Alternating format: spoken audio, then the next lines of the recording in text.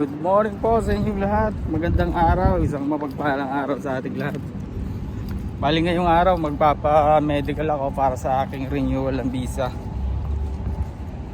Dito kasi kailangan mo i-renew yung visa mo bago pa siya mag-expire para hindi ka abuti ng fine or mag-overstay ka.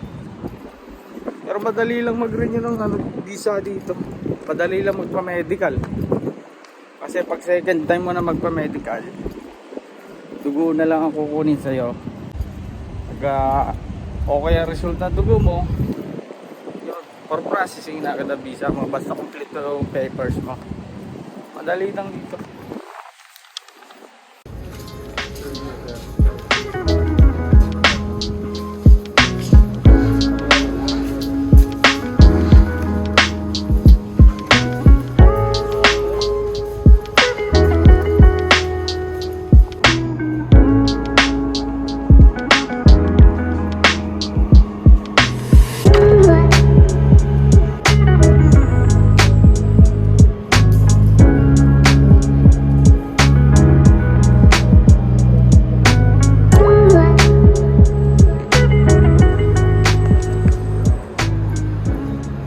Na ako, malapit na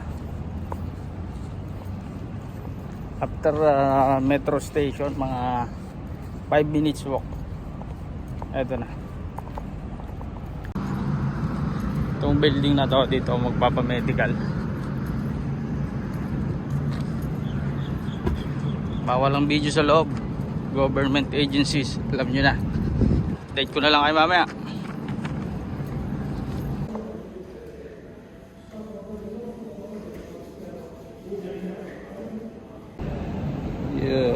Palibas sa renewal lang, napakadali lang. Blood test lang, then hintay na lang ng result 24 hours, send na lang sa email, okay na.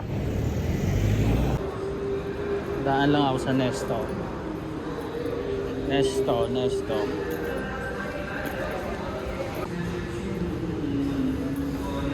Oh, grabe, ang bilis na ubos ng mangustin. Mangustin pa naman yung hinahanap ko. Wala na. Wala. Ano to? Plum?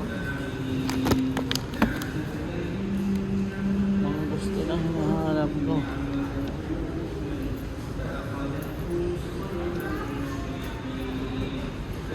Walang mangustin.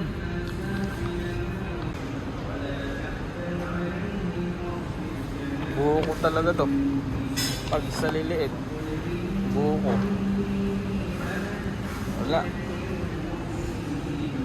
Bukas siguro, balik na lang ako pag may mangustin na. Wala akong bibiling prutas ngayon, bukas na lang. Salamat sa mabilis na proseso ng pag-medical.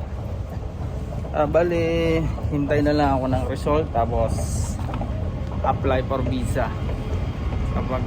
Tapos Emirates ID. Yun na lang ulit. 2 years na lang ang visa dito ngayon. Dati may 3 years. Binago nila yung sistema nila, kaya 2 years na yun. Okay na din. At least hindi tago ng tago at may papel tayo dito. Mahirap ang walang papel dito. Mahuli pa. Yun lang guys, maraming salamat sa inyong pagsama, maraming salamat sa panonood. God bless po sa atin lahat. Bye.